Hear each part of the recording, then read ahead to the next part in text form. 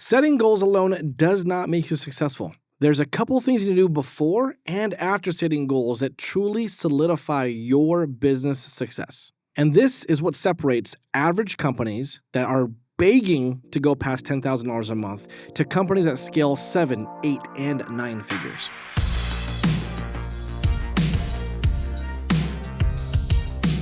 I have built multiple businesses. I've failed a lot, and I've scaled some to where I could even sell the businesses for a lot of money.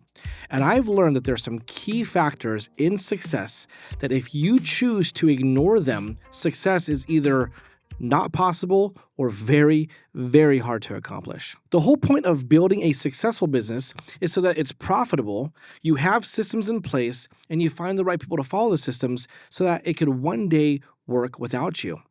And a lot of people are finding out that the work without you part is really hard to accomplish if you don't know what you're doing. Setting goals alone will not get you there. So let's go back to the beginning. When I was in high school, I've always wanted to be two things: an entrepreneur and a police officer. Those are two things I wanted. I didn't care about college. I already knew that that was not the route that I wanted to go. So in high school, I believe it was my freshman or sophomore year, I figured if I could buy candy for a cheap amount and sell it for double or triple, I'd be on my way to making a lot more money. Well, it wasn't until the principal found out what I was doing, where he pulled me into the office and said, "Hey, great job. I respect what you're doing, but sorry, dude, you cannot do that." And that started my entrepreneurial journey and also figured out how the government works. It was really, really funny. With that ambition, I found out that, hey, if I get a cheaper product and sell it to people that want to buy it for more expensive, I can make money. And so that really triggered something in my head. Getting out of high school, I started a gumball and vending machine business. And I scaled that a little bit, but what I did not realize was it was attached to nothing important in my life. So I decided, hey, let me go full time. But with 2 gumball machines and maybe 1 vending machine, that's not enough money for me to live off of.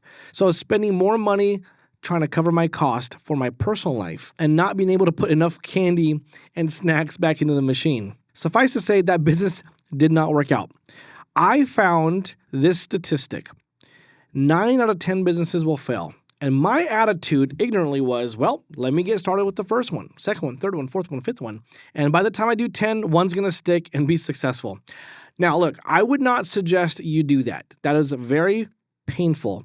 And I was married with 2 young children, and they paid the price early on for those mistakes that I made. When I finally got coaching, though, I realized that there was something missing, and my coach drilled it into me. Here's what it is.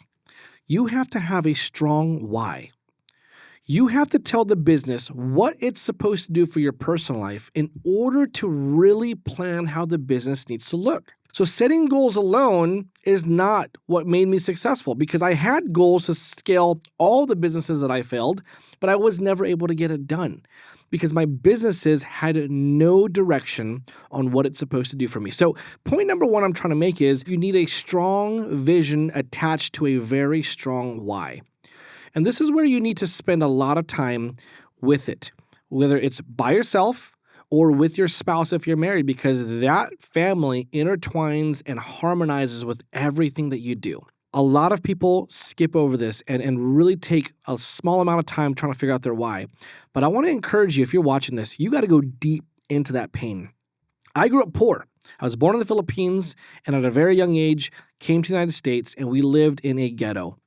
And the reason I think my parents were okay with that is it was a better ghetto than how the Philippines were.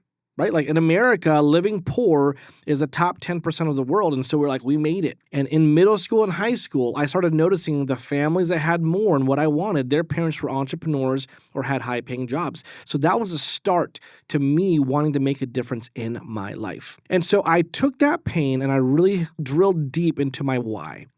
What am I trying to accomplish? What do I want to give my kids? What type of marriage did I want to have? What type of vacations did I want to do? What type of ministry and giving opportunities did I want to put myself in? And how much money do I have to make to be able to do that? That was a start of me really understanding what true goals should be put in my business versus the ones that I thought generically to make. Because my goals, honestly, when I failed my first 8 businesses was I just want to become rich. That's more of a dream / goal, right? So goals alone won't get you there. You have to have a strong vision, and that dream has to be attached to it. Then you could put goals. Goals are really just specific, measurable, attainable, relevant, and time-tested things that you put together that just kind of give you a goal to shoot for. What's important about the goals is not the goal alone. What's important about the goals are the activities and the micro tasks that you create in between to get that goal accomplished in a timely manner. If you haven't read the book Atomic Habits yet, that should be what you do. That book drives home goal setting in a way that becomes so attainable in bite-sized pieces.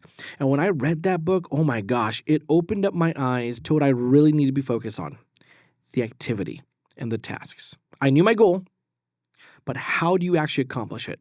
One step at a time. So for example, I do not like going to the gym. I work out, but I don't like going to the gym.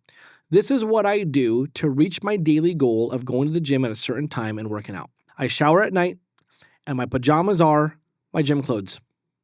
My shoes are right next to my bed, so when I turn over, my feet go right into those shoes, and I'm basically in gym mode. At that point, if I don't go to the gym, that's on me. Like, I'm literally ready to go to the gym. I started noticing that I stopped going to the gym, even with that. So guess what I did? I turned my garage into my gym. This is the thing. If I don't go to the gym now, I'm a loser.